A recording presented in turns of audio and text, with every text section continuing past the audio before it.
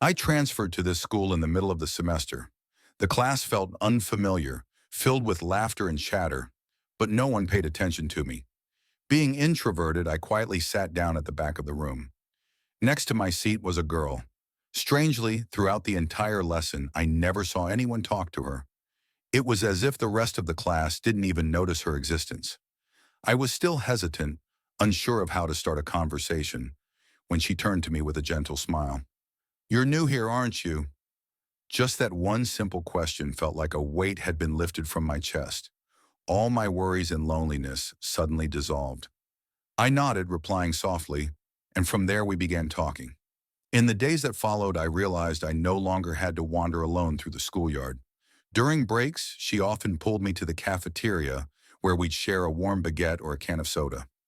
After school, we walked side by side on the brick-paved path, and she would tell me random stories that made me laugh.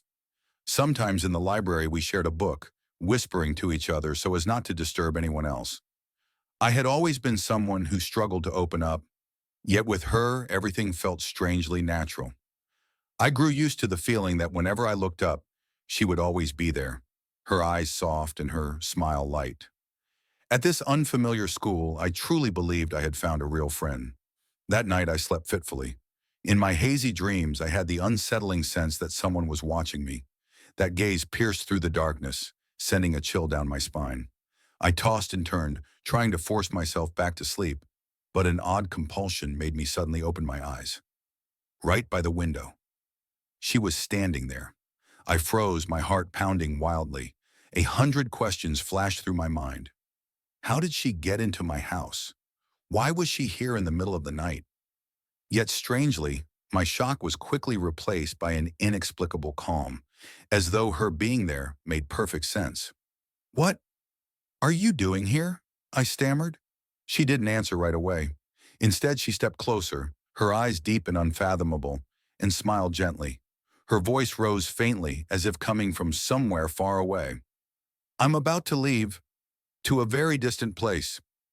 But I don't want to go alone. Would you come with me?" In that moment, I couldn't think at all. All my doubts and fears vanished. My heart was filled with a strange sense of trust. When she extended her cold hand toward me, I didn't hesitate to take it. I stood up and followed her. The world around me sank into silence, broken only by the faint sound of the wind whispering through the window. As soon as my foot stepped forward, a terrible noise tore through the night. Crash! My body plummeted downward, smashing against the ground. Warm blood spread across the cold earth. In my fading consciousness, I could still see her figure above, her eyes calm, a faint smile curling at her lips. A few days after that tragic death, fragments of the boy's life were revealed through the memories of his classmates. Some recalled that, from the very first day, he seemed unusual. He always sat at the back of the class, right next to a desk that had long been left empty. More than once, the class saw him turning to that desk, nodding and talking, even chuckling quietly, as if someone was really sitting there. One girl remembered, her voice trembling.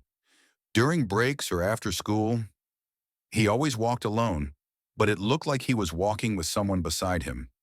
Sometimes he even reached out his hand, as if holding an invisible one.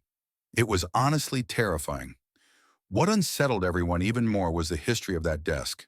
A female student had once sat there, but she had taken her own life by jumping from the school building after being bullied. So when they saw him talking to that empty seat, the class shivered in fear and began avoiding him. The atmosphere grew heavier. The boy's death cast an even greater shadow of dread over the classroom. Now at the very back, next to the old abandoned desk, there was another empty desk. Together, they turned that corner into a cursed space that no one dared look at. Not long after, another transfer student arrived. When the classroom door swung open, everyone held their breath, watching closely. The new student walked silently to the back of the class, his steps slow and deliberate, stopping right before the two empty desks.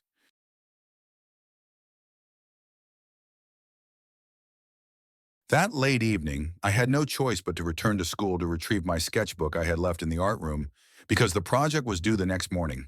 The hallways of Lincoln High were almost pitch dark, lit only by a few buzzing security lights on the ceiling.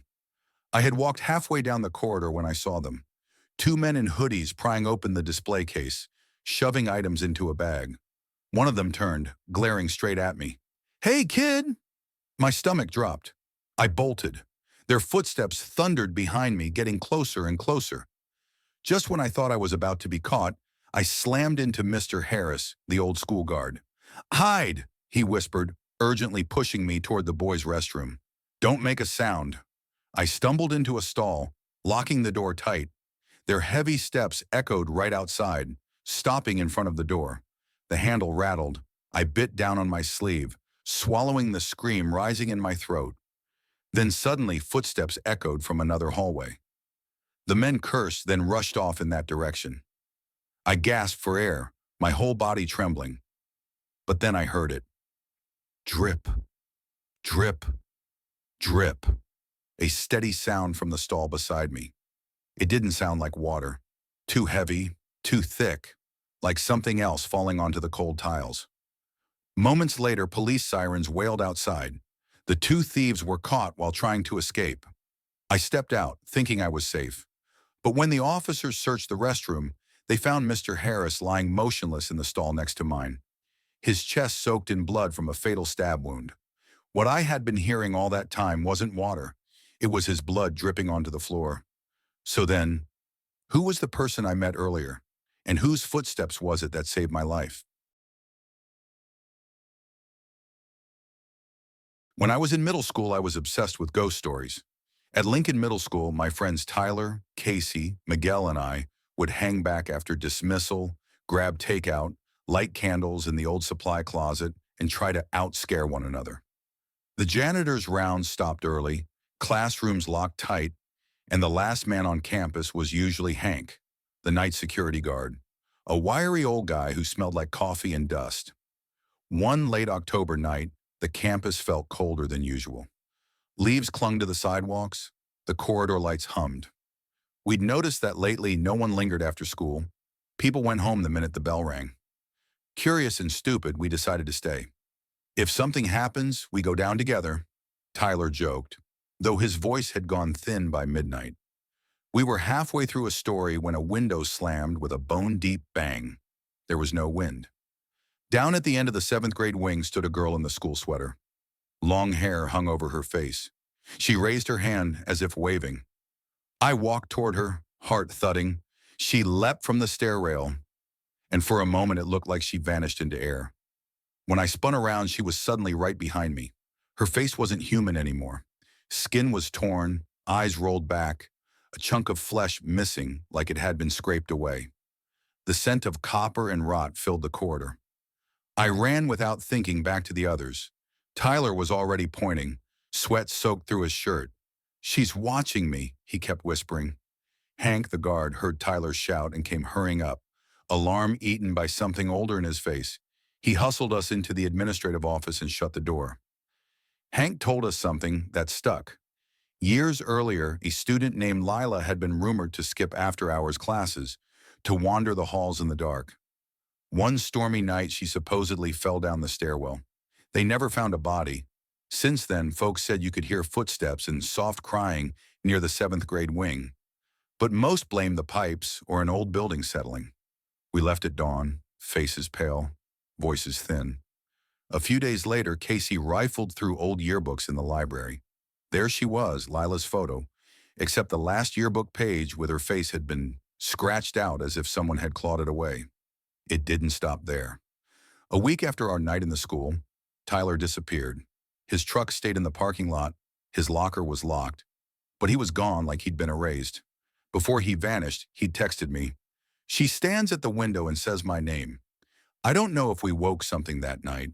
I only know that whenever I drive by Lincoln Middle after dark, sometimes in my rearview mirror I glimpse a long-haired silhouette and a pale hand raised, a quiet wave as if to warn me, "Don't stay." The high school I attended was nearly a century old, built during the colonial era in one of America's larger cities.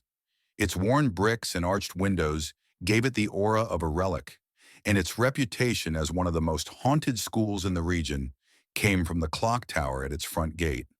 The story was passed down from my uncle, from when the school bore its old name. A young girl dressed in the school's violet uniform climbed the tower one night and hanged herself. Witnesses swore that before her death, her hair only reached her shoulders. But when her body was finally discovered months later inside the clock tower, her hair had grown all the way down to the floor. They preserved her dress, along with strands of her hair, and placed them inside the tower room with a shrine. Years later, when I was preparing to attend the school, my neighbor told me her own chilling experience. She had gone for a parent-teacher meeting. While waiting for her daughter, she noticed a sign at the stairway: "Students prohibited." Curiosity pulled her upstairs, where she secretly followed a janitor with a key. She didn't dare go too far, just enough to peek. Past a heavy wooden door and a pane of glass, she glimpsed a small altar, and hanging beside it, a violet dress. She felt ice crawl down her spine and fled. Only afterward did her daughter tell her the legend of the clock tower girl. For all 3 years, I never once climbed those stairs. Some students did, during the annual overnight camp for seniors. Some said they saw nothing. Others swore they encountered something so horrific they fainted on the spot. The school still held much of its old European design. The classrooms had once connected like houses, later cut apart into narrow shadowed corridors. One night, the security guard told of patrolling after dark. As he shone his flashlight into a classroom, he saw a boy sitting alone, his back to the room, face to the corner. The guard barked a command. No answer.